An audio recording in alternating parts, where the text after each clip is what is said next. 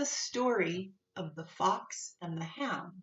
And it's kind of a long story, so I'm only going to read you half today and then half the next day. Big Mama the owl looked down from her perch high in a tree. Something was lying in the tall grass, a small furry something that hadn't been there before. The old owl was puzzled. What could it be? Big Mama had to know everything, so she spread her wings and glided down for a closer look. Fuss my feathers, she gasped. A baby fox. Some hunters must have chased his mother, and now he's alone in the world. The little fox looked up at Big Mama with sad eyes.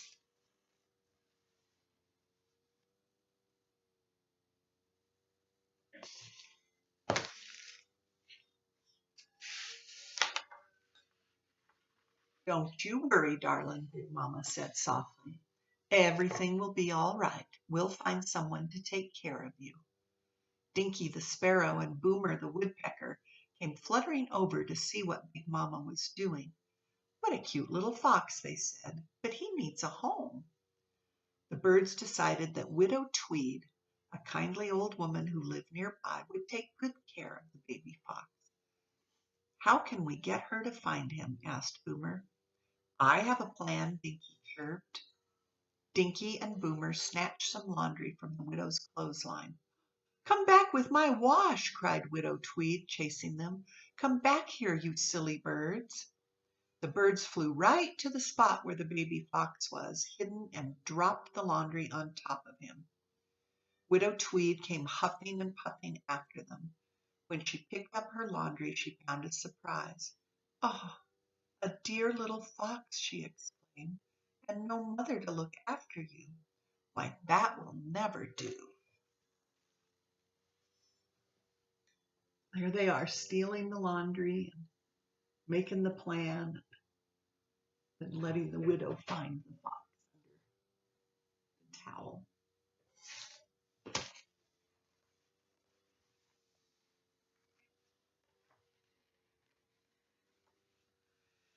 She took the fox back to her farmhouse. I'm going to call you Todd, she said.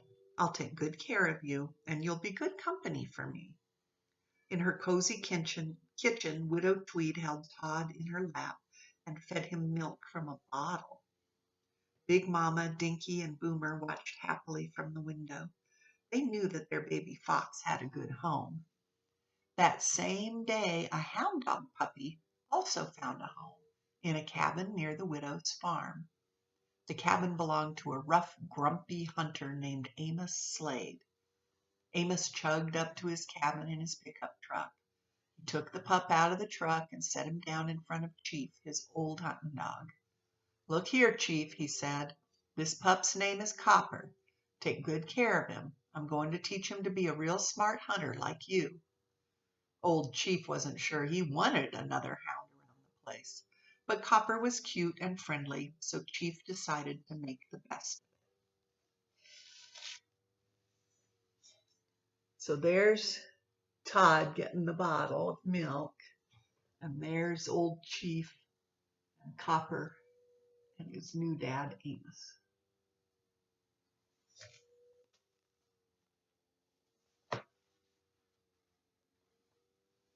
Todd and Copper both liked their new homes. Todd spent his days happily in Widow Tweed's barnyard, and Copper played near Amos's cabin while Chief dozed in the sun. One day the little fox was chasing a butterfly. Over a stone wall he went, through a field of wildflowers, and into a patch of woods near Amos's cabin. Copper was playing in Amos's yard as usual. Suddenly he stopped. His nose began to twitch. What is that interesting new smell? He asked Chief. Nothing, Chief said drowsily. The master's just cooking. But Copper knew it wasn't a cooking smell. He wanted to find out more. So he followed his nose out of the yard and into the woods. Suddenly he bumped into Todd. The fox and the hound stared at each other. Todd wiggled his ears. Copper wagged his tail. Todd gave a questioning yip. Copper replied with a friendly little bark. Before long, they were playing hide and seek. Todd and Copper had so much fun that they played together every day after that. All summer they romped through the woods and across the sunny meadows. Big Mama, Dinky, and Boomer watched the young playmates. Gracious me, said Big Mama. It's very unusual for a fox and a hound to be so friendly. It just isn't done. But they do like each other. Let's hope for the best.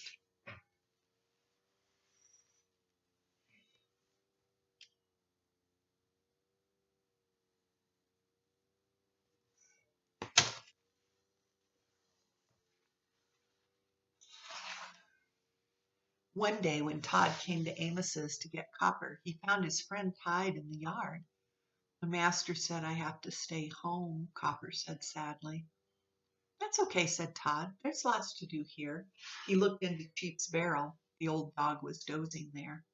Todd, don't, Copper warned as Todd crept into the barrel. But it was too late. Chief was awake. He growled angrily.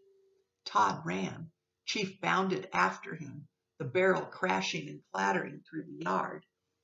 Amos heard the racket and came racing out of the cabin, firing his shotgun. Todd didn't stop running till he got home to Widow Tweed. Amos was right behind him. He banged on Widow Tweed's door. That fox was after my chickens, he shouted furiously. If I ever catch him on my property again, I'll blast him, and next time I won't miss.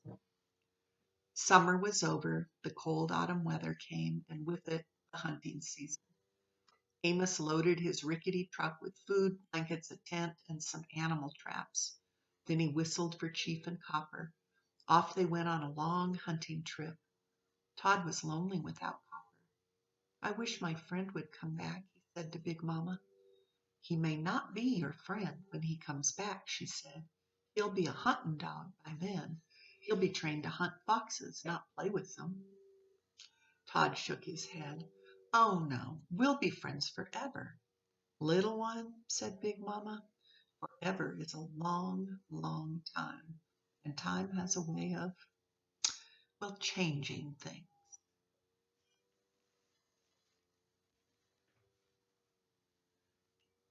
There's Chief chasing Todd. There's Amos yelling at the widow Tweed. And there they are going off hunting. And there's Big Mama talking to poor little Todd.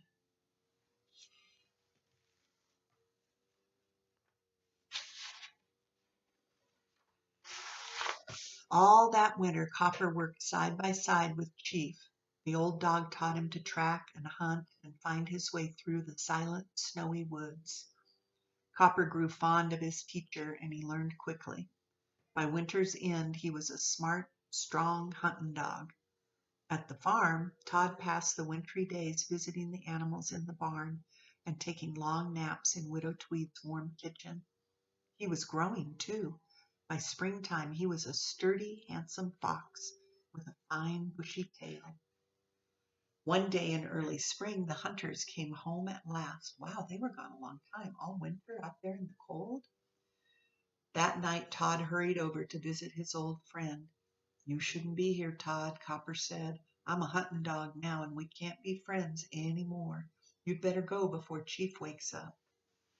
Todd's feelings were hurt, but he didn't want Copper to know. He flicked his tail and tried to look brave. I'm not afraid of that old hound, he said loudly. Chief woke with a start. He lunged at Todd, howling and barking.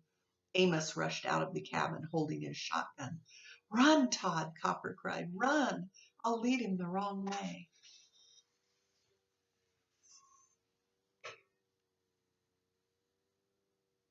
So there they are off hunting. And there's Todd with his barnyard friends. And there's old Chief barking at him.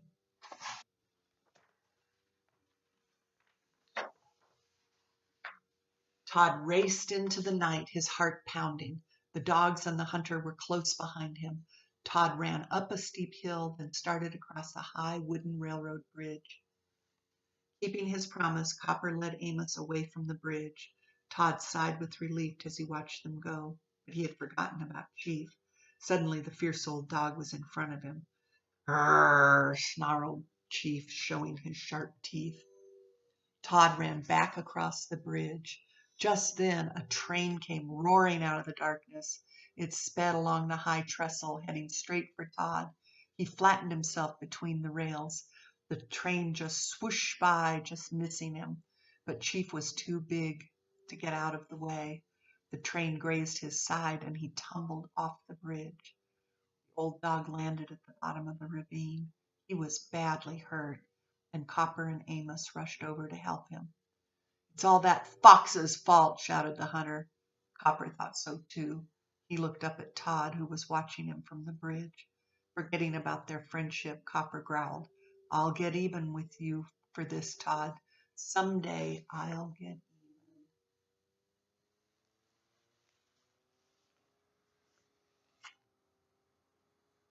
There they are looking for him, and there they are on the bridge. There's poor Chief getting knocked off by the train.